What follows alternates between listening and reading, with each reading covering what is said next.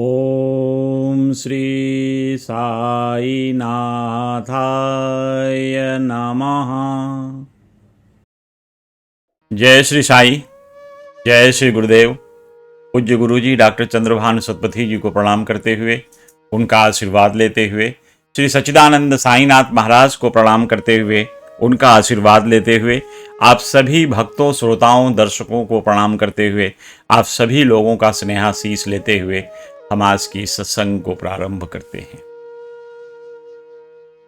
जैसा आप सभी को विदित है कि पिछले काफी दिनों से हम लोग श्री सच्चिदानंद साईनाथ महाराज के अनन्य भक्तों के बारे में परिचर्चा कर रहे हैं।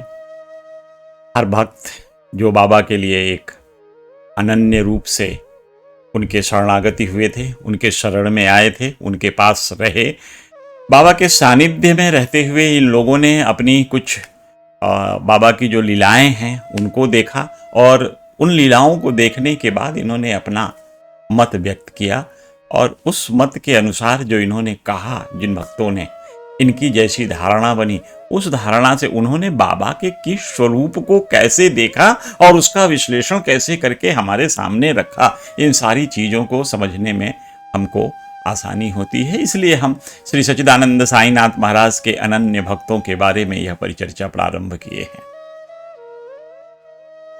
आज हम लोग एक नए भक्त के बारे में, जो सच्चिदानंद साईनाथ महाराज के एक अनन्य भक्त थे, परम समाज सेवी थे, स्वतंत्रता संग्राम सेनानी थे, जो देश के लिए भी उन्होंने बहुत योगदान दिया, बहुत काम किया देश की आज़ादी के लिए। ऐसे परम भक्त के बारे में आज हम लोग परिचर्चा करेंगे।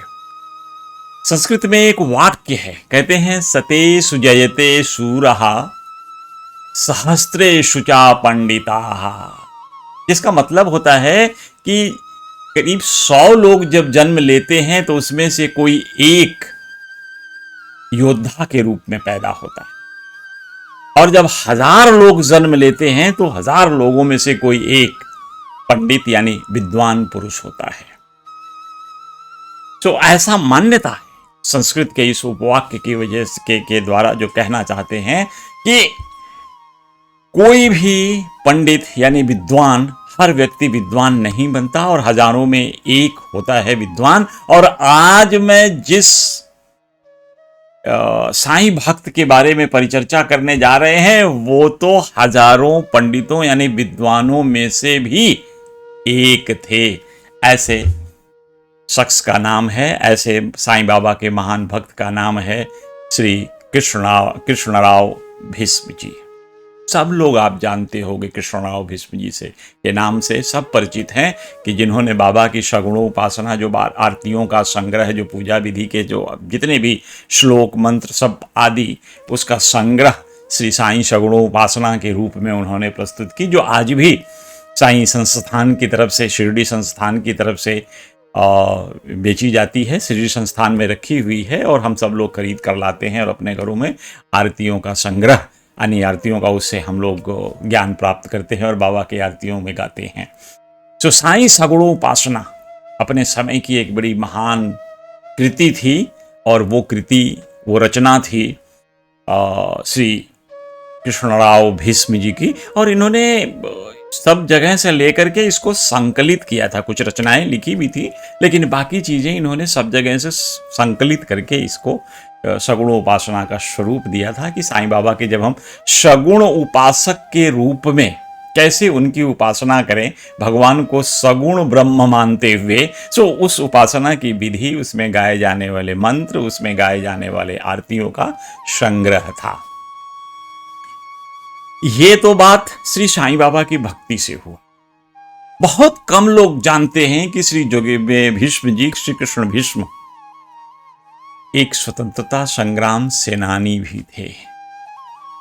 एक क्रांतिकारी के रूप में उन्होंने अपना जीवन जिया और इसी क्रांतिकारी जीवन के साथ साथ उन्होंने एक आध्यात्मिक जीवन भी जिया। तो आज आइए हम लोग भीष्म जी के बारे में जानने का प्रयास करते हैं। भीष्म जी का जन्म 16 अगस्त 1854 को नागपुर के पास में ही एक जगह है बूटी बोरी, आज के तारीख में बूटी बोरी को हम लोग एक औद्योगिक क्षेत्र के रूप में जानते हैं। इस बूटी बोरी में जो इनका कृष्णराव भीष्म जी का जन्म हुआ था, और जिस समय इनका जन्म हुआ था इनके परिवार में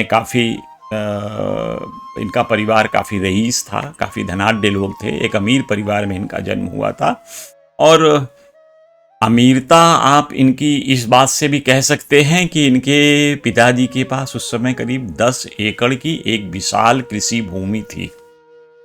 10 एकड़ की जमीन उन दिनों होना किसी एक व्यक्ति के पास एक बहुत बड़ी निधि होती थी। तो इसलिए कहा जा सकता है कि श्री कृष्णराव भीष्म का जन्म एक बड़े ही अमीर परिवार में हुआ था। तो लाजमी है जब अमीर परिवार में जन्म होगा तो इनका लालन पालन भी बड़े अच्छे ढंग से होगा, इनको शिक्षा देने की व्यवस्था भी बड़ी अच्छी होगी। जो उस समय मौजूद शिक्षा व्यवस्था थी उसमें जो उच्चतम शिक्षा व्यवस्था प्राप्त करा सकते थे उस तरह की इनके परिवारजनों ने इनको प्रयास किया। और भीष्म जी की दूसरी बात यह है कि वो बड़े बचपन से ही विलक्षण प्रतिभा के धनी थे। उनके अंदर न्याय भावना कूट कर भरी थी, उनके अंदर दया भावना कूट कर भरी गई। तो ये भगवान की देन है। वो अपने प्रारब्ध सत्कर्मों को लेकर के मनुष्य योनि में आए थे, और उसी प्रारब्ध के अनुसार उनका परिवार उनको मिला, और उस परिवार में रह करके इन्होंने अपने जीवन, जो हर व्यक्ति के इस मृत्यु लोक में आने का एक कर्तव्य होता है, एक ऋणानुबंध, एक प्रारब्ध, सब कुछ जो लेकर आता है उसके हिसाब से ही उसका जीवनचर्या आगे बढ़ती है। इतनी अच्छी शिक्षा मिली भीष्म जी को बचपन से कि उस शिक्षा की वजह से ये बहुत जल्दी इन्होंने सरकारी नौकरी प्राप्त कर ली, और ये सरकारी नौकरी मिली थी इनको राजस्व विभाग में, और राजस्व निरीक्षक के रूप में इनकी नियुक्ति हो गई बहुत जल्दी। यानी मैं ये कहूँ कि इनकी शिक्षा जैसे ही पर्याप्त हुई, उस शिक्षा के द्वारा इनका तुरंत राजस्व निरीक्षक के पद पे चयन हो गया।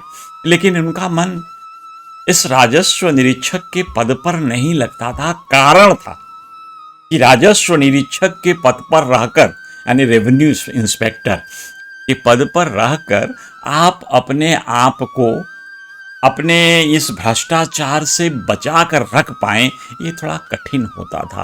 वो दौर था जब हर ऐसे पद जो निरीक्षक के पद होते थे वो इस तरह से होते थे कि वो अगर चाहें तो बहुत पैसे की इनकम कर सकते थे यदि आप अपना आचरण छोड़ते हैं तो लिहाजा इनको बड़ा असहजता लग रही थी, क्योंकि ये बचपन से ही एक ईमानदार प्रकृति के थे और एक क्रांतिकारी व्यक्तित्व थे, जो जनता की सेवा में, समाज की सेवा में इनका मन लगता था। तो ये इस पद पर रहकर असहज महसूस करने लगे थे, और इन्होंने बहुत जल्दी जाकर के इस पद को छोड़ भी दिया था। और बात धीरे धीरे जब ये थोड़े और बड़े हुए, लगभग 1904-1906 के आसपास, आप लोगों ने नाम सुना होगा श्री डॉक्टर खान खोजे और रामलाल वाजपेयी जी। ये लोग नागपुर में ही थे, लेकिन देशभक्ति से भरे हुए थे। अब देश की स्वतंत्रता के लिए ये लोग तरह तरह के अभियान चलाते थे और गुप्त रहते थे।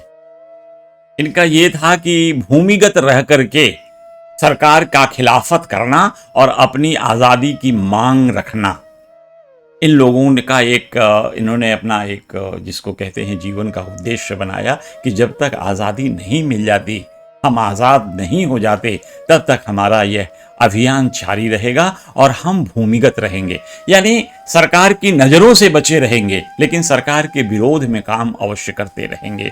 तो उस समय ब्रिटिश सरकार की निगाह में ये लोग भी आए थे, और इनकी उस समय जो इनकी बैठकें होती थी सरकार की निगाह में ना आ जाए, कोई मुखबिर इन्हें देख ना ले, इसके लिए उस समय एक राजकुमारी हुआ करती थी सालूबाई मोहिते। इनका एक पुराना घर था, इसी घर में इनकी रात में बैठक सबकी होती थी, और सब लोग का एक उद्देश्य बन गया था कि कैसे हम अपने आप को ब्रिटिश सरकार के चंगुल से मुक्ति दिलाएं, हम आज़ाद हिंदुस्तान बने।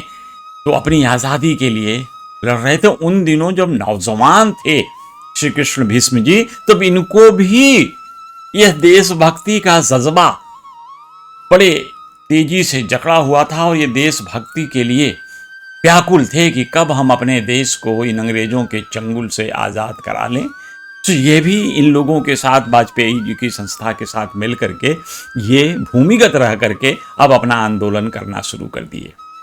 उस समय के बड़े नेताओं में अगर हम ये बात करें कि डॉक्टर कृष्णराव भीष्म जी जिन लोगों के साथ काम किए, उसमें से प्रमुखता से अगर नाम लें तो डॉक्टर मुंजे और डॉक्टर हेडगेवार साहब, ये दो नाम थे जो बड़े प्रमुखता से लिए जा सकते हैं। इन लोगों के साथ मिलकर ये देशभक्ति के लिए काम करते थे, देश की जिसको कहते हैं दासता से मुक्त करने के लिए, अपने देश को स्वतंत्रता की आज़ादी के लिए ये लोग काम करते थे हेडगेवार जी के साथ मिलकर के। एक दिन का वाकया है, डॉक्टर मुंजे के घर पे भीष्म जी थे। उसी समय पुलिस की दबिश पड़ी उनके घर पे। ये दोनों लोग, डॉक्टर मुंजे और कृष्ण भीष्म, ये दोनों लोगों को पता नहीं था कि पुलिस यहां दबिश देने वाली है, यहां छापा मारने वाली है। हुआ ऐसा कि जब पुलिस छापा मारने, उस समय छापा पुलिस इसलिए मार रही थी कि 1857 के स्वतंत्रता संग्राम के जिसके ऊपर एक किताब लिखी हुई थी वीर सावरकर जी द्वारा। वीर सावरकर जी ने किताब लिखी थी 1857 चे स्वातंत्र्य समर। अब सरकार ने, जो ब्रिटिश सरकार थी, इसने इस पुस्तक को बैन कर दिया था, प्रतिबंधित कर दिया था इस पुस्तक को, ताकि यह पुस्तक लोगों के बीच में न जाए, क्योंकि इससे लोगों के मन में अंग्रेजों के प्रति विद्रोह उत्पन्न होगा, द्वेष उत्पन्न होगा और सब लोग सड़क पर आ जाएंगे स्वतंत्रता की लड़ाई के लिए। तो अंग्रेजों ने इस समय इस किताब को प्रतिबंधित कर दिया। तो ये प्रतिबंधित किताब डॉक्टर मुंजे के घर पे थी। तो जब मुखबिरों से कहीं पुलिस को पता चला तो पुलिस इस किताब को जब्त करने के लिए डॉक्टर मुंजे के घर गई। सौभाग्य कहिए कि उस समय श्री कृष्णराव जी वहां पे उपस्थित थे, भीष्म जी, और भीष्म जी को जब एहसास हुआ, बातचीत से उन्होंने सुना, उनको पता चला कि पुलिस इस किताब को ढूंढ रही है, तो उन्होंने उस किताब को किसी तरह से कचरे के अंदर डाल दिया। पुलिस पूरी तफ्तीश की, सब जगह ढूंढा, लेकिन पुलिस को इस सर्च में वो किताब नहीं मिली। अंग्रेजों की पुलिस थी, वो कहाँ चैन से रहने वाली। किताब मिले ना मिले, इन दोनों को वो अरेस्ट कर लिए, और अरेस्ट करने के बाद इन दोनों को ले जाकर के काफी प्रेशर डाला कि ये इस चीज को स्वीकार करें और सरकार से माफी मांगे। काफी प्रेशर पड़ा और इन लोगों ने ऐसा किया भी। अब ये स्वतंत्रता संग्राम की लड़ाई इनका एक जुनून बन चुका था, देश को आजाद कराने के लिए। दुर्भाग्य देखिए, उसी समय जब ये अपने कहते हैं कि अपने जब स्वतंत्रता संग्राम की लड़ाई के लिए श्री कृष्ण, जब भीष्म जी तैयारी, मतलब काफ़ी एक एक्टिव मेंबर बन चुके थे, उस समय इनकी पत्नी का निधन हो जाता है, इनकी पत्नी की मृत्यु हो गई। ये संघर्ष चल रहा है, इनका देश के आज़ादी के लिए संघर्ष भी चल रहा है, और आप देखें इनके परिवार में भी एक इनके लिए संघर्ष आ गया, क्योंकि इनकी पत्नी का निधन हो गया। ये बड़ा दुखद होता है, बच्चों को संभालना, परिवार संभालना, और ऐसे समय में पत्नी का साथ छोड़ना। ये भीष्म बिल्कुल टूट से गए। उस समय इनके 2 बेटे और 2 पत्नी थे, 2 बच्चियां थीं। अब इनके साथ इनका लालन पालन करना, ये इनके लिए बड़ा भारी पड़ा। तो इस दुख से ये धीरे धीरे इनका मन भगवत भक्ति की तरफ मुड़ गया। फिर इन्होंने अपना जीवन अध्यात्म की तरफ मोड़ लिया, एकांतवास करने लगे, श्रीमद् भागवत गीता पढ़ने लगे, और उनके दिखाए रास्ते पे, जो भगवत गीता में तो कैसा ग्रंथ है कि आप अपने जीवन के जिस भी प्रश्न को ढूंढना चाहें, वो सारे प्रश्न का उत्तर श्रीमद् भगवत गीता में आपको मिल जाएगा। तो यही काम श्री कृष्ण भीष्म कर रहे थे, और श्री कृष्ण भीष्म जब धीरे धीरे धीरे धीरे धीरे जब इन किताबों को पढ़ने लगे, धर्म ग्रंथों को, तो इनका मन धीरे धीरे धीरे अध्यात्म की तरफ जाने लगा। अब ये पूजा पाठ में भी थोड़ा समय व्यतीत करने लगे। लेकिन इनका जो राष्ट्र भक्ति थी वो पैरेलल चल रही थी, साथ साथ चल रही थी। लोगों को जागरूक बनाना, उस समाज में व्याप्त बुराइयों के खिलाफ लड़ना, लोगों को जागरूक करना, ये भीष्म जी ने अपने जीवन का मुख्य उद्देश्य बना लिया। उन्होंने कहा कि इस देश में जो कुछ हो रहा है उसके कारण, उसका जो मूल कारण है अशिक्षा, लोगों को सूचना न होना, जानकारी न होना, ज्ञान न होना। इसलिए उन्होंने ये निर्णय लिया कि मैं अब धीरे धीरे लोगों को जागरूक करूंगा, लोगों के बीच में जा करके उन्हें सब चीजों से अवगत कराऊंगा, उनको ज्ञान बांटूंगा। अब देखिए ईश्वर की कृपा रही, ये धीरे धीरे धीरे रामायण भी पढ़ने लगे, भागवत पढ़ने लगे, और अब इन धर्म ग्रंथों के अध्ययन से क्या हुआ, उनका मन धीरे धीरे धीरे धीरे शांत होने लगा और एक आध्यात्मिकता की तरफ वो मुड़ गए। जब इन्होंने बहुत चीज पढ़ी और देशभक्ति का जज्बा तो इनके अंदर था ही, तो उन दिनों में इन्होंने महाराज शिवाजी, छत्रपति शिवाजी महाराज के ऊपर, उनके ऐतिहासिक महत्व के ऊपर कई कविताओं का रचना किया, जिसको पढ़ने के बाद, जिसको सुनने के बाद लोगों के अंदर जोश आता था कि मुझे भी अपने देश की रक्षा के लिए लड़ना है। अब वो धीरे धीरे धीरे धीरे इन्हीं कविताओं, रचनाओं के माध्यम से अंग्रेजों के खिलाफ लड़ने के लिए जन जागरण चला दिया। लोगों के बीच में काफी मशहूर होने लगे, उनका नेतृत्व लोगों को बड़ा अच्छा लगने लगा। लोग सोचने लगे कि हम अब ये कृष्णराव के साथ साथ हम भी अपने देश को आज़ाद करने के लिए हम इनके चलाए मुहिम में हम अपना संबंध देंगे, अपना समय देंगे, अपने आप को झोंक देंगे। जागरूकता आ गई लोगों के अंदर भारत को आज़ाद कराने के लिए, क्योंकि वो महापुरुषों की, भगवान श्री कृष्ण की श्रीमद् भागवत गीता से, श्री रामायण से, श्री भगवान राम के चरित्र को पढ़ा समझा करके, जो जिस भाषा में उस समय के लोग, जिस तरह से उनको अपने देश के प्रति सजग बनाया जा सके, जिस तरह से लोगों को अपने देश के प्रति जागरूक किया जा सके, ये सब काम जोगेश्वर भीष्म में इन्होंने, श्री कृष्ण भीष्म ने किया। तो इनका एक जो राष्ट्र भक्ति थी आध्यात्मिकता से के साथ साथ चल रही थी, दोनों में निपुणता थी और दोनों के लिए इनकी आवश्यकता थी। सबसे बड़ा मैं क्यों कहता हूं कि श्री कृष्णराव भीष्म एक बड़े अच्छे समाज सुधारक थे, क्योंकि समाज में जितना भी उस समय अंधविश्वास फैला था, जैसे एक अंधविश्वास तो सबसे बड़ा था ये कि अस्पृश्यता की भावना, अनटचेबिलिटी, कि हम ये लोग नीची जाति के हैं, अस्पृश्य हैं, इनसे हम दूरी बना के रहें, मैं तो ब्राह्मण हूं।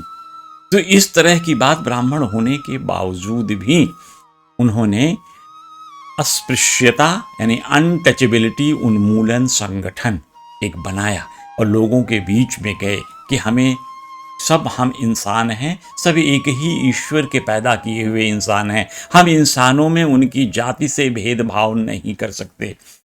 यदि ईश्वर उनके हृदय में है जो ईश्वर हमारे हृदय में है, तो ईश्वर और ईश्वर में विभेद कैसे हो सकता है, यह बात लोगों को समझाने लगे। तो स्वाभाविक है उस समय के जो संभ्रांत लोग हैं, संभ्रांत जातियां हैं, आश्चर्यचकित थे कि एक ब्राह्मण होकर के इस अस्पृश्यता निवारण यानी अनटचेबिलिटी को दूर करने के लिए काम कर रहा है। तो लोगों ने थोड़ा इस चीज़ को उनका साथ ज़्यादा नहीं दिया। लेकिन जब ये भाषण देते थे गाँव में जाकर के अस्पृश्यता के अगेंस्ट में कि भाई छुआछूत से बिल्कुल हमको घृणा नहीं करना है, अनटचेबिलिटी हमारे पास नहीं होनी चाहिए, जाति आधार पे मनुष्य को हम अपने से अलग नहीं मानेंगे, कोई बड़ा कोई छोटा नहीं, सबके अंदर ईश्वर समान रूप से व्याप्त है, तो ईश्वर में कैसा विभेद। गांव वालों ने इनको धीरे धीरे धीरे धीरे अपना नेता मानने लगे और ये गांव में जो छोटी जातियों को लोग थे, गरीब थे, उनमें बहुत पॉपुलर हो गए। अब एक रात्रि की बात है कि एक समय में उन्होंने एक किसी छोटी जाति के व्यक्ति के पास जाकर घर में खाना खाया। तो इस चीज को काफी बढ़ा चढ़ाकर बोला गया, लेकिन उनके ऊपर कोई असर नहीं पड़ा, क्योंकि वो कहते थे अस्पृश्यता तो इसको हमें किसी न किसी हालत में एक अछूत व्यक्ति के साथ खाना खाने से मेरी जो ब्राह्मणत्व है वो खत्म नहीं हुआ। तो वो इस चीज को काफी जोर देते थे। इसलिए हम कहते हैं कि जो श्री कृष्ण भीष्म एक बड़े अच्छे समाज सुधारक थे। धीरे धीरे धीरे धीरे आया, क्योंकि बाबा की बात है, बाबा के अनन्य भक्त हैं, तो कोई न कोई समय तो ऐसा आएगा जब ये बाबा के पास आएंगे, बाबा का बुलावा आएगा।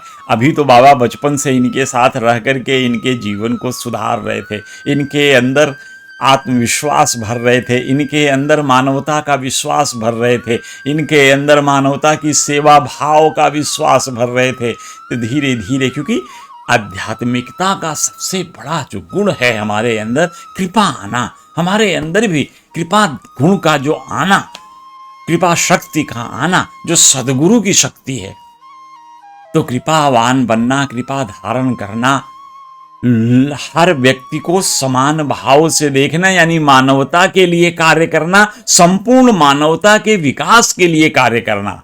तो ये भाव बाबा उनको बचपन से ही धीरे धीरे धीरे धीरे उनको देते रहे। अब बात आई, धीरे धीरे बाबा अपने तरफ, कहते हैं ना कि जब बाबा किसी को चाहते हैं बुलाना, तो उनको जैसे चिड़िया के पांव में रस्सी बांधकर खींचा जाता है ना, वैसे सच्चिदानंद साईनाथ जब भी चाहते हैं अपने भक्तों को शिरडी बुला लेते हैं, उसमें चिड़िया के पांव में रस्सी बांध कर वैसे खींच कर। तो कई तरीके थे बाबा का अपने भक्तों को शिरडी बुलाने का। किसी के पास बुलावा भेजते थे, किसी के पास उनको रात में स्वप्न देकर कुछ बुलाते थे, किसी को कुछ तरह से ज्ञान देते थे तो शिरडी आता था। तो ये ऐसे स्थिति में एक जीवन इनका भी है, और इनके जीवन में भी एक ऐसी परिस्थिति बनी जब इनको शिरडी आने के लिए तैयार होना पड़ा। और इसकी तैयारी बाबा बड़ा पहले से कर लेते हैं। बाबा की लीलाओं को समझना बड़ा मुश्किल है एक व्यक्ति को। वो बचपन, इसीलिए मैं कहता हूं बार बार, धर्मशास्त्रों के आधार पे, जो बाबा के ऊपर लिटरेचर है उनके आधार पे हम इस कह सकते हैं कि सच्चिदानंद साईनाथ अपने भक्त के बारे में उसके बचपन से, बाल्य जन्म से ही उसका ध्यान रखते हैं और उसकी तैयारी करते हैं। धीरे धीरे धीरे समय आने पर बुला लेते हैं। ऐसा बाबा का विशिष्टता था। तो एक समय था, 1908 का दिन आया, श्रावण मास का महीना था, पूर्णिमा की रात थी, और पूर्णिमा के रात में पूरा आकाश बिल्कुल चंद्रमा की प्रकाश से आलोकित था। कृष्णराव भीष्म जी उस रात को जब सोने जाते हैं तो बहुत जल्दी इनको सोते समय ही इनको एक स्वप्न आने लगता, और स्वप्न में देखते हैं कि कोई एक व्यक्ति अपने माथे पर त्रिपुंड धारण किए हुए, अपने पूरे शरीर पे चंदन का लेप, केसर का लेप, जैसे चंदन केसर का लेप लगा हुआ उसे सुगंधित लेप के साथ दिखाई पड़ रहा है। उसकी सुगंध को ये महसूस कर रहे हैं सपने में, और जब उसको देखा तो इन्होंने उनके चरणों में पूजा करने की पेशकश की। और उन्होंने उसके चरण, उस महान पुरुष जो जिनको ये स्वप्न में देख रहे थे, उनके चरण पर ये गिर करके उनकी पूजा अर्चना करने के लिए उनसे अनुमति मांगी। तो उन्होंने क्या कहा कि भीष्म को एक अखबार का पन्ना दिखाया, जिसके ऊपर मोटे अक्षर में लिखा था सत-चित आनंद, यानी सच्चिदानंद को अगर आप संधि विच्छेद करें तो सत-चित आनंद होता है। तो भीष्म को उसने कहा, उस जो भी ब्राह्मण उस समय उनको उस स्वप्न में मिले थे, उन्होंने कहा कि तुम इसको पढ़ो। तो इन्होंने पढ़ा सच्चित आनंद, सच्चिदानंद। तो इनको समझ नहीं आया, तो उसने कहा कि भीष्म से कहा कि भाई तुम नीचे भी देखो इसको। तो उसमें एक और चीज देखे नीचे, उसमें लिखा था मंत्रवासिकवा, मंत्रवासिकावा। तो वो शब्द भी देखे, जिसका मतलब होता है कि मंत्र का जाप करो और सीखो। यानी जिस मंत्र का आप जाप कर रहे हैं उसके मर्म को भी समझो और जाप करना सीखो कि किस तरह से किस मंत्र को साधा जाता है इस मंत्र के लिए। तो इनको बड़ी उत्सुकता हुई कि ये क्या लिखा है और इसका क्या मतलब होता है, मुझे ये बता क्यों नहीं रहे हैं। इनको जानने के लिए ये अखबार की तरफ बार बार देख रहे थे और जब जानने प्रश्न पूछने का समय आया तो स्वप्न तो था ही, नींद खुल गई, स्वप्न चला गया। ये पूछ नहीं पाए, समझ नहीं पाए यह बात, लेकिन इनके दिमाग में ये थी कि आखिर ऐसा क्या था कि स्वप्न में ये शब्द सच्चिदानंद और मंत्र व शिकावा ये क्यों लिखा था। इनके समझ में नहीं आ रहा था कि इसका क्या मतलब हुआ। खैर, अब वो बाहर भी जाकर कोशिश किए कि किसी से। अब कुछ दिनों के बाद देखिए ईश्वर कैसे अपनी लीला करता है। कुछ दिनों के बाद एक गणेश भक्त साधु था, भगवान श्री गणेश का आराधना करते थे, वो उस गांव में आए। जब वो उस गांव में आए तो स्नेह बस, श्रद्धा बस हर आदमी साधु को प्रणाम करता है और साधु को प्रणाम करके अपने बारे में कुछ न कुछ जो उसके मन में शंका होती है उनको दूर करने के लिए प्रश्न पूछता ही पूछता है। इसमें तो भीष्म को भी मौका मिल गया, इन्होंने भी इनसे प्रश्न पूछ लिया, अपना पहले स्वप्न सुनाया, कहे महाराज मेरे पे रहम करिए, मेरे पे दया करिए, मेरा ऐसा ऐसा मैंने स्वप्न देखा और उसमें ऐसा बताया। उन्होंने सच्चिद आनंद छपा हुआ था और मंत्र व शिकावा छपा हुआ था, इसका क्या मतलब है। तो उन्होंने कहा कि देखो भाई, जो मैं समझ पा रहा हूं इसमें था सच्चिदानंद स्वामी, आप उनके गुरु थे, आपके गुरु थे, और उन्होंने वा शिकवा का मंत्र दिया, क्योंकि गुरु स्वभावतः कुछ न कुछ मंत्र अपने शिष्यों को देते हैं। तो उस साधु ने इनको ऐसा चीज बता दिया और ये जान करके इनको थोड़ी प्रसन्नता हुई, लेकिन थोड़े दिनों के बाद इसका मर्म ठीक से नहीं समझे और ये बात भूलती चली गई इनको, और ये भूल गए बिल्कुल। देखिए अभी लेकिन इधर तो कृष्णराव भीष्म भूल गए, लेकिन बाबा भूले ऐसा नहीं हुआ। बाबा इनको एक समय ऐसा ला दिए कि अब बेटा, अब तुम्हारा समय हो गया है, तुम्हें शिरडी में आ जाना चाहिए। तो ये बड़े अच्छे मित्र थे, या यूं कहे कि बड़े अच्छे जानकार थे दादा साहेब खापर्डे की। दादा साहब खापर्डे के बारे में हम लोग सब जानते हैं कि दादा साहब खापर्डे एक डायरी लिखते थे, रोज जो दिन में होता था घटित उनके साथ, वो अपनी डायरी में रात में सोने से पहले उसको लिपिबद्ध कर देते थे।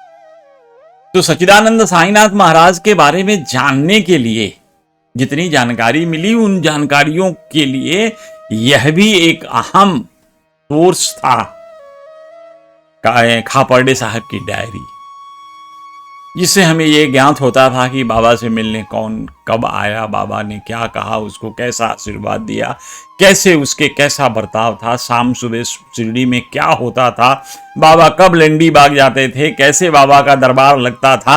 ये सब सारी चीजें जब जब ये शिरडी में रहे, जिन तो पूरे सुबह से लेकर शाम तक जो भी घटनाएं घटती थी उनको ये लिखते चले जाते थे। तो जोगेश्वर इनके बारे में भी, श्री कृष्णराव भीष्म के बारे में भी इन्होंने लिखा अपने 6 दिसंबर 1911 की डायरी में। तो जब ये खापर्डे जी से मिलने उनके पास गए थे तो खापर्डे जी ने कहा चलो शिरडी चलते हैं, क्या तुम शिरडी मेरे साथ चलोगे, मैं तो शिरडी जा रहा हूं। तो लिहाजा वो उसी दिन यानी 6 दिसंबर 1911 को ही ये लोग शिरडी पहुंचे, और वहां पे जब शिरडी में जाते हैं, जाकर के ये फ्रेश होते हैं, फ्रेश होकर के जब बाबा के पास द्वारिका माई में मिलने जाते हैं तो सच्चिदानंद साईनाथ महाराज जैसे ही कृष्णराव भीष्म को देखते हैं, बाबा कह उठते हैं जय सच्चित आनंद। बाबा ने सच्चित आनंद का नाम लिया। अब ये भीष्म काफी दिन पहले जो स्वप्न में सच्चित आनंद सुना था, पढ़ा था, उस संत ने पढ़ाया था जो इनके स्वप्न में आए थे, तो इनको अचानक उस शख्स की बात याद आ गई, लेकिन फिर असमंजस में पड़ गए। कि जो संत हमारे सपने में उनके आया था वो तो अपने आप में देख करके एक ब्राह्मण लगता था, लेकिन यहां तो बाबा यमन से प्रतीत होते हैं, तो ऐसा कैसे हो सकता है? वो एक ब्राह्मण था, यहां एक यमन है, तो इनसे उनका क्या संबंध? तो कोई बात नहीं, उन्होंने मन में इस चीज को रखा और इनको बाबा के जो स्वरूप था उस समय एक यवन के स्वरूप में दिखाई पड़ते थे बाबा। उसको देखने के बाद उनको लगा कि वो शख्स जो मेरे सपने में आया था वो साईं बाबा नहीं हो सकते। हालांकि इनके मन में एक शंका जरूर आ गई कि क्या ये साईं बाबा थे जो मेरे स्वप्न में आए थे। फिर थोड़े देर के बाद उन्होंने देखा कि द्वारका माई में जितने भी ब्राह्मण लोग भी थे, सब लोग, भीड़ में ब्राह्मण भी थे काफी, तो देखा सबने कि बाबा का पूजन अर्चन होने के बाद उनका चरण पाद का जो तीर्थ बनता है वो तीर्थ सभी ब्राह्मणों ने भी ग्रहण किया, लेकिन भीष्म ने ग्रहण नहीं किया। यह जानते हुए किसी यमन का, किसी मुस्लिम का तीर्थ मैं ग्रहण नहीं कर सकता, और ये सोच करके उन्होंने उसको ग्रहण नहीं किया। तो इसीलिए बाबा, सब जानते हैं कि जब बाबा चिलम पीते थे तो बाबा चिलम एक पी करके एक दूसरे को देते थे, और वो कितने अच्छे पावन दिन रहे होंगे जब बाबा के साथ बैठकर प्रसाद स्वरूप लोगों को चिलम पीने का अवसर मिलता था।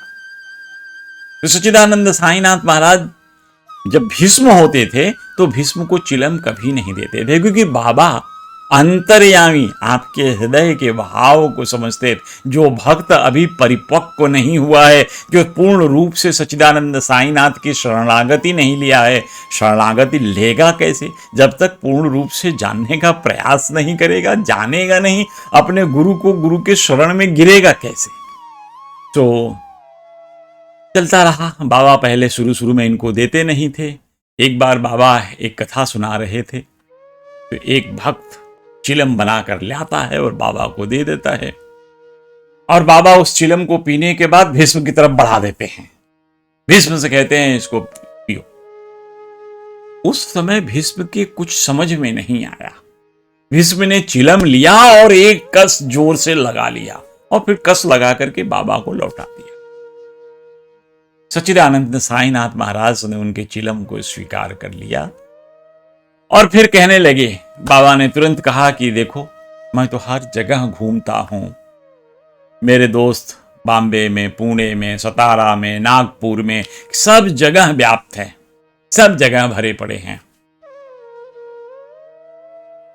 तो बाबा ने अचानक उससे कहा कि भाई हाँ, तुमने तो मुझे कुछ दिया भी नहीं, तुम अकेले ही सारे लड्डू खा गए। भीष्म को यह सब कुछ समझ नहीं आ रहा था बाबा, क्योंकि बाबा सदैव गूढ़ बातों में, गूढ़ शब्दों में कुछ न कुछ बोलते रहते थे। ये चीज जब बाबा बोली कि तुम सारे लड्डू खुद ही खा गए, मुझको कुछ नहीं दिया, अच्छा चलो अब मुझे 5 लड्डू दे दो। इनके समझ में तो नहीं आया। इन्होंने कहा कि चलो ठीक है। जानते थे कि बाबा दक्षिणा लेते हैं, बाबा दक्षिणा लेकर के धर्मार्थ के कामों में लगाते हैं। बाबा दक्षिणा लेकर दिन भर में जो दक्षिणा इकट्ठा होता, इनके सामने ही जो इकट्ठा हो रहा था शाम को सब बांट देते थे बाबा। तो इनको ऐसा तो लगता था, तो कह रहे हैं कि बाबा ने मुझसे 5 लड्डू क्यों मांगे और 5 ही क्यों मांगे, इतनी छोटी सी कि 5 लड्डू मुझे दे दो। तो इनको ये चीज यहां समझ नहीं आया।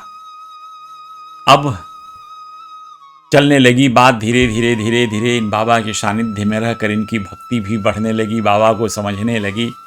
और जब बाबा को समझ गए तो वो दिन भी आ गया जब बाबा के श्री चरणों में कृष्णाव भीष्म का विश्वास अटल हो गया।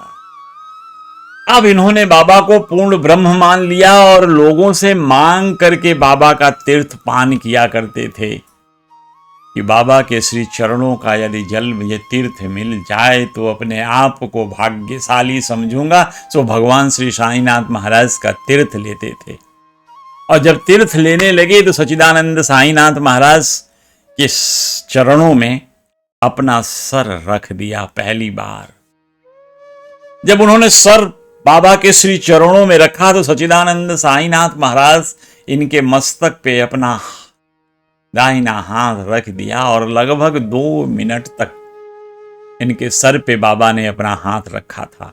और परिणाम क्या हुआ, 2 मिनट के हाथ रखने के बाद जो बाबा ने ऊर्जा ट्रांसफर किया, ये तो बिल्कुल परमानंद में चले गए और परमानंद की प्राप्ति जैसे उनको आनंद मिलने लगा, सब कुछ बहुत अच्छा दिखने लगा।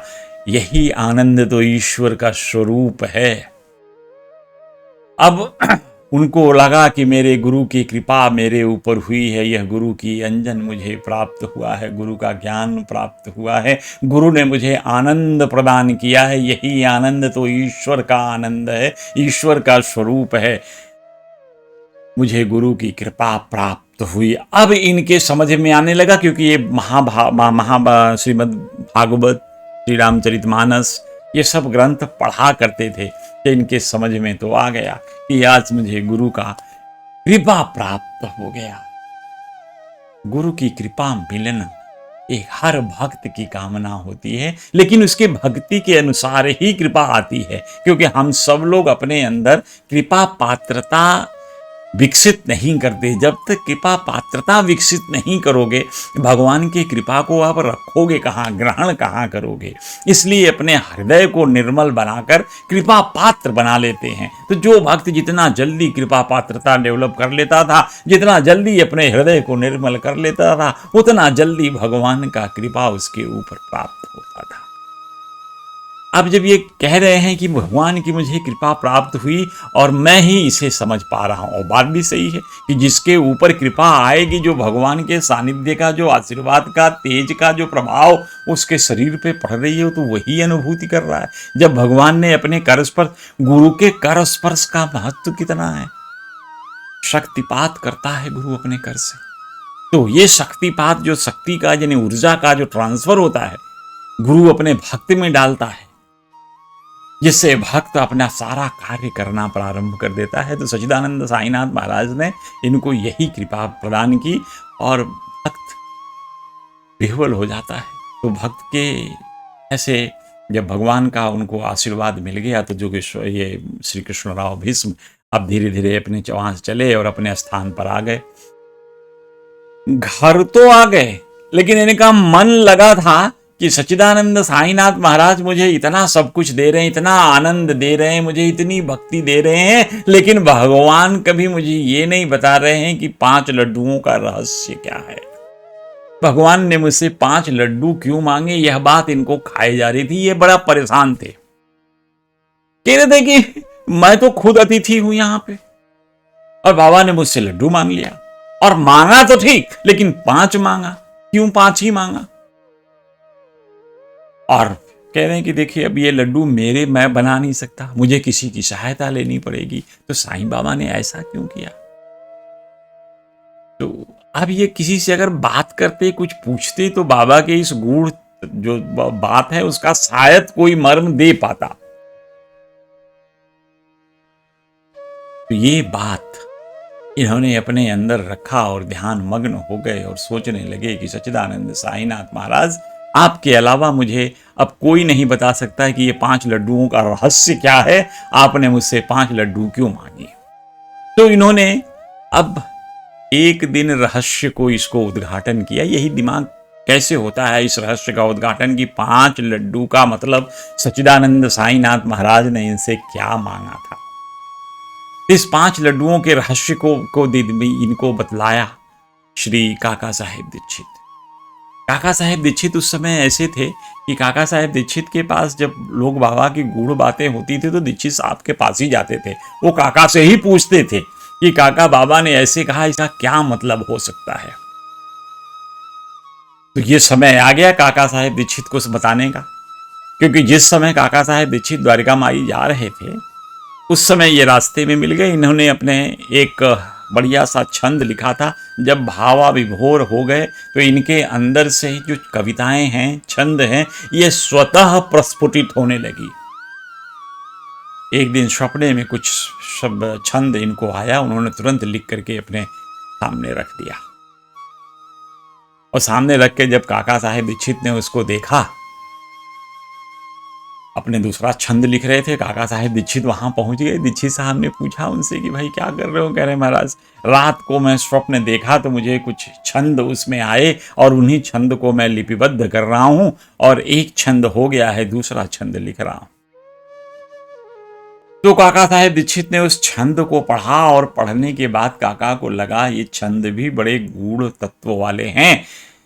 और काका ने कहा क्या कर रहे हो तुम? तो कृष्णराव बोल रहे हैं कि दूसरा लिख रहा हूं। कहे बस ठीक है, तुम 5 लिख लो, यही तुम्हारे 5 लड्डू हैं।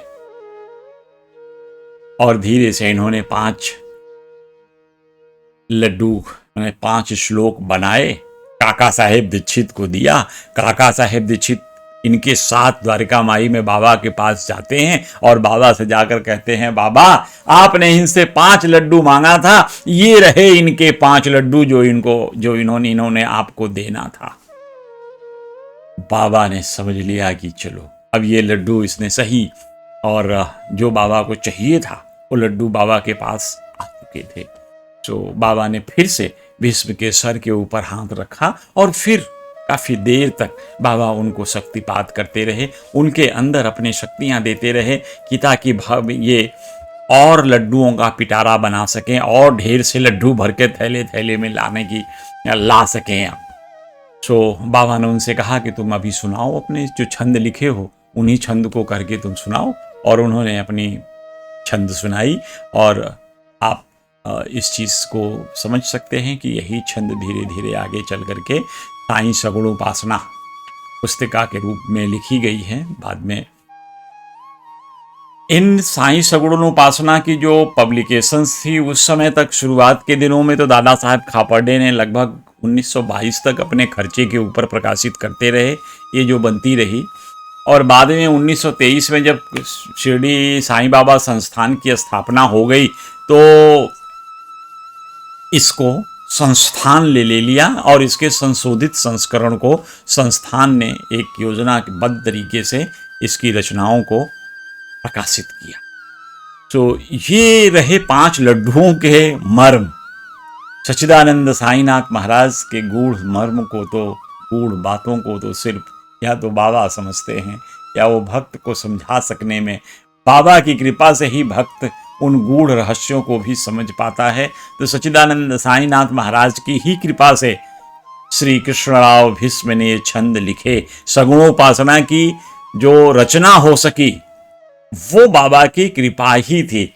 इसी तरह से जैसे श्री साईं सच्चरित्र की रचना दाभोलकर जी ने की, वो दाभोलकर जी खुद कहते हैं कि ये रचना तो बाबा ने की, और बाबा ने जब उनको आज्ञा दिया था तब बाबा ने कहा था कि तुम्हारे हृदय में जब अहंकार लेस मात्र नहीं बचेगा तब मैं तुम्हारे अंतःकरण में प्रकट होकर के अपना चरित्र खुद लिखूंगा। तो ये चीज सच्चिदानंद साईनाथ महाराज की तो ऐसी वैशिष्टता है। और तो आज जो हम शिरडी में आरतियां गाई जाती हैं उन आरतियों में का संकलन इन्हीं ने किया था, यानी कृष्णराव भीष्म ने किया था, जिसको साईं सगुणोपासना के रूप में यह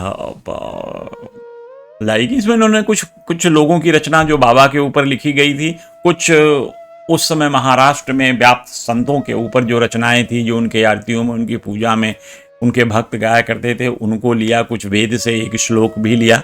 तो ये तमाम चीज़ों को मिला करके बाबा की श्री साईं सगुणोपासना नाम की पुस्तक का उदय हुआ, और जो आज भी हम लोगों के बीच में है। अब हम बात करते हैं इनके बाबा के साथ सानिध्य में रह के इनको कुछ और चीजें भी तो इन्होंने देखी हैं। अब सबसे पहली बात यह है कि जब साईं बाबा के यहाँ आप शुरू के दिनों में आइए तो बाबा के यहाँ आज तो जो हम स्वरूप देखते हैं वहाँ रामनवमी मनाई जाती है, और बाबा के यहाँ भी रामनवमी शिरडी में मनाई जाती है।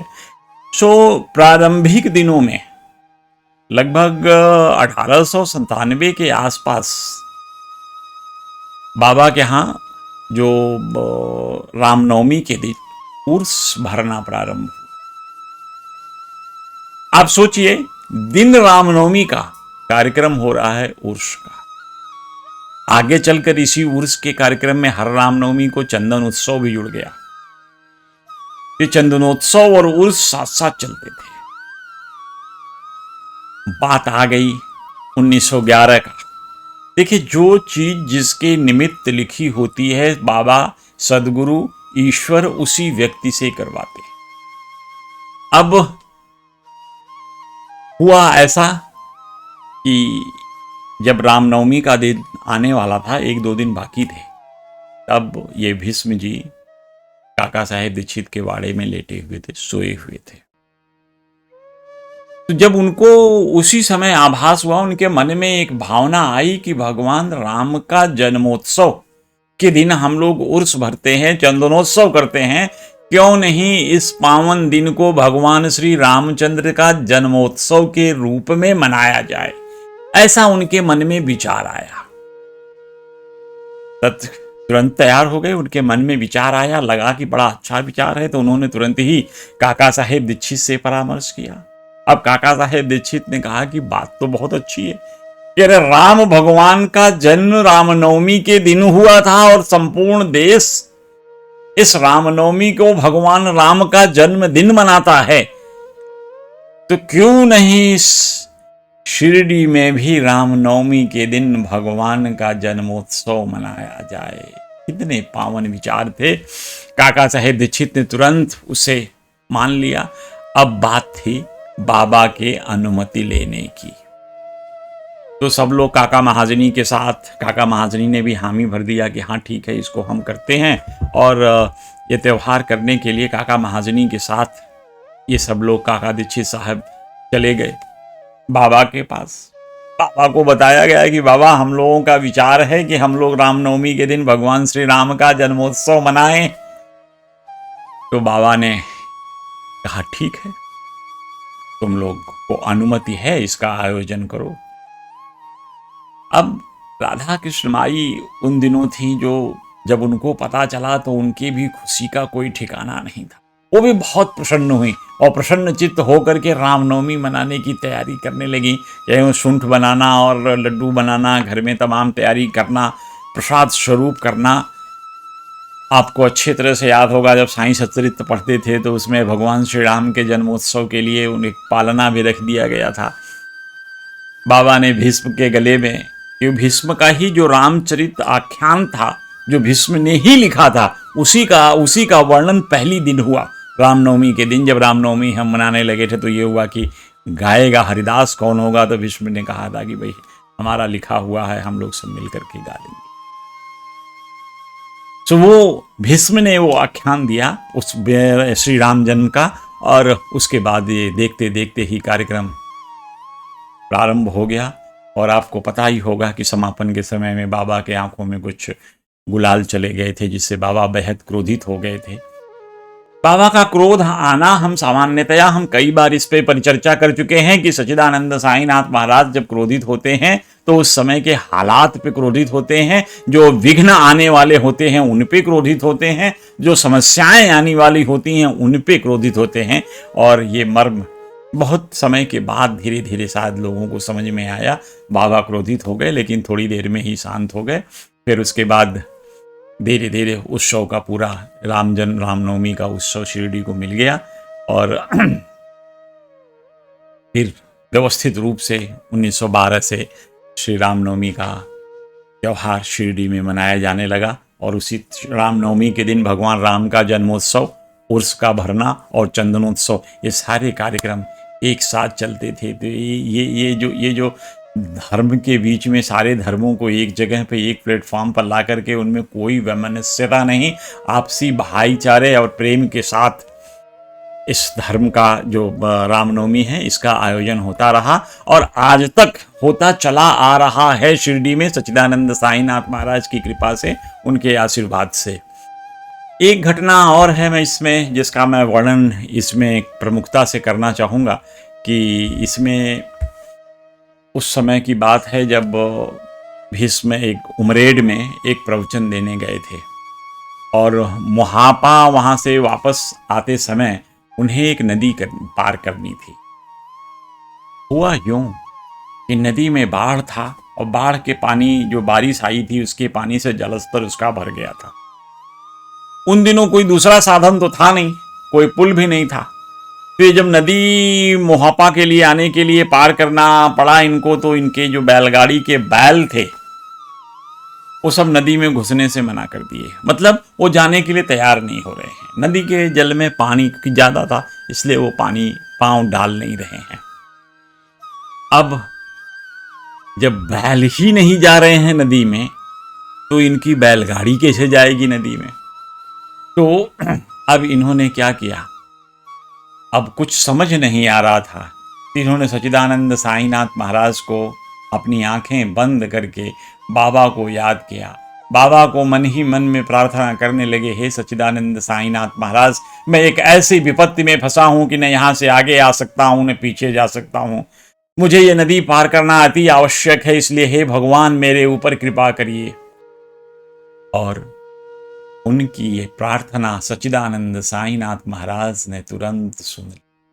और सुनने का था कि बैल खुद से नदी के पानी में कूद गए और देखते ही देखते नदी पार कर लिए। जब वो नदी पार कर रहे थे तो भीष्म की आंख खुली, और जब आंख खुली तो सामने दिखते हैं सच्चिदानंद साईनाथ महाराज। और साईनाथ महाराज के श्री चरणों में भीष्म ने साष्टांग प्रणाम किया। ये इस घटना के जो दर्शक थे, जो साक्षी थे, वो लोग देखे, लेकिन ये देख रहे हैं कि भीष्म किसी के पैर पर पड़ रहे हैं, उनको साष्टांग प्रणाम कर रहे हैं। लेकिन क्यों कर रहे हैं, कौन है? क्योंकि बाबा किसी को दृष्टिगोचर नहीं हो रहे थे, बाबा किसी को दिख नहीं रहे थे। तो ये एक ऐसी स्थिति थी। सच्चिदानंद साईनाथ महाराज की लीलाएं तो अनंत हैं, और कैसे अपने भक्तों की रक्षा करते हैं, इससे बड़ा उदाहरण आपको क्या मिलेगा। जब कई बार हमने कई भक्तों की जीवन में यह देखा है कि सच्चिदानंद साईनाथ महाराज कैसे उसकी मदद करने के लिए तुरंत पहुंचते हैं। जब कोई भक्त आर्तनाद से भगवान को पुकारता है, चाहे वो कोई भी हो, चाहे नाना साहब चांदोरकर ही क्यों ना हो, कि जब जंगल में घिर गए थे तो उनको बाबा आए बचाने के लिए, चाहे नाना साहब चांदोरकर को जब प्यास लगी तो पत्थर के नीचे से पानी निकालकर सच्चिदानंद साईनाथ ने उनकी प्यास बुझाई थी। तो बाबा अपने भक्तों का ध्यान हर समय रखते। जब भी भक्त के जीवन में कोई संधि काल आता है, कोई संकट आता है, तो सच्चिदानंद साईनाथ महाराज सदैव सदैव उस भक्त की रक्षा के लिए उपस्थित होते हैं और अपने भक्त को बचा लेते हैं। अब बाबा के जाने के बाद भीष्म का पूरा मन अध्यात्म में ही लग गया था। 1930 के आसपास ये रामेश्वरम गए, रामेश्वरम से काशी गए, और काशी से फिर रामेश्वरम तक की यात्रा की। तो ऐसा मान्यताएं हैं कि जो गंगा जल आन चढ़ावे सो बैकुंठ परम पद पावे, यानी काशी से गंगा जल ले जाकर भगवान श्री शंकर का रामेश्वरम में अभिषेक करने के पुण्य फल ऐसे होते हैं कि भगवान श्री राम कहते हैं, जो गंगा जल आनी चढ़ावें सो बैकुंठ परम पद पावें। यानी व्यक्ति जो काशी से गंगा जल ले जाकर के भगवान श्री शंकर को रामेश्वरम में अर्पित करते हैं, उनका अभिषेक करते हैं, तो उनको मुक्ति मिलती है, मोक्ष मिलता है, ऐसा भगवान श्री राम ने कहा। और यही परिपाटी, यही विश्वास आज भी है। लोग गंगा जल लेकर के रामेश्वरम जाते हैं और रामेश्वरम में भगवान शिव का उसी गंगा जल से अभिषेक करते हैं। तो अब धीरे धीरे जब इनकी ऐसी भक्ति प्रबल हो गई सच्चिदानंद साईनाथ महाराज में, और ये कुछ लोगों की समाज सेवा के कार्य करने लगे, तो धीरे धीरे लोगों में इनकी ऐसी पहचान बनी कि लोग इनको सिद्ध पुरुष कहने लगे। अब समय तो सबका आता है, एक जीवन है, इस जीवन का अंत भी सुनिश्चित है। जो मृत्यु लोक में आता है उसका जाना भी सुनिश्चित है। तो इनका भी ऐसा ही हुआ कि लगभग 1934 में इनका स्वास्थ्य बिगड़ने लगा। अब स्वास्थ्य बिगड़ने माने तबीयत खराब हो गई। तो और 1935 में नाग पंचमी के दिन उनकी स्थिति बहुत ही खराब हो गई। स्थिति खराब होने के बावजूद वो अपनी इच्छा शक्ति से जिंदा रहे। इस दौरान रामायण के बाद भीष्म जी धीरे धीरे इसके पहले की जो बात है कि जब इनकी तकलीफ बढ़ गई थी, बाबा का महासमाधिष्ट हो गए थे, तो इनके जीवन में बदलाव आए थे और वो बदलाव इन्होंने सन्यासियों की तरह ले लिया। अल्पाहारी बन गए, भोजन छोड़ दिया, फलाहार करने लगे, रोज खाना नहीं, ऐसी स्थिति में आ गए और ऐसा तपस्वी जीवन इन्होंने जीना प्रारंभ कर दिया था। यानी मार्गशीर्ष की मास की जो द्वादशी के दिन जो सच्चिदानंद स्वामीनाथ का त्यौहार मनाया जाता था, अन्य उस दिन ये थोड़ा सा बिल्कुल निर्जला रहते थे, बाकी दिनों में ये थोड़े फल फूल ले लिया करते थे। और ऐसी तपस्या ये बाबा के जाने के बाद लगभग 17 साल तक की। बाबा 1918 में चले गए थे। उसके बाद से ही इन्होंने ऐसा स्वरूप कर लिया। बाबा के जाने के बाद तपस्वी जीवन जीने लगे थे और ये तपस्वी जीवन इनका लगभग 17 साल तक चला। और अपने आखिर के 1 साल में तो कृष्णराव भीष्म सिर्फ दूध का ही सेवन करते रहे और अपना जीवन इसी पे चलाते रहे। और ऐसा जीवन एक योगी का ही हो सकता है, एक साधु का ही हो सकता है। और एक बार उनकी बहू ने उनसे पूछा कुछ, तो उन्होंने कहा, देखो बेटा, अब मेरा इस दुनिया से जाने का समय हो गया है। यानी इनको सुनिश्चित था, इनको अपने मृत्यु के बारे में भी पता था कि ये कब इस संसार को छोड़ेंगे। तो तुरंत उन्हें सच्चिदानंद स्वामीनाथ महाराज जैसे जब उनको ये हुआ तो बाबा का पाद तीर्थ उधर कहीं रखा हुआ था, लोग रखते थे, तो बाबा का पाद तीर्थ उनको तुरंत पिलाया गया। और उन्होंने कहा था सच्चिदानंद स्वामी का पवित्र जल दें, तो उनकी बहू ने तुरंत इस जल की व्यवस्था की और वो जल उनको पिलाया गया और उन्होंने राम राम कहा और पवित्र जल पिया।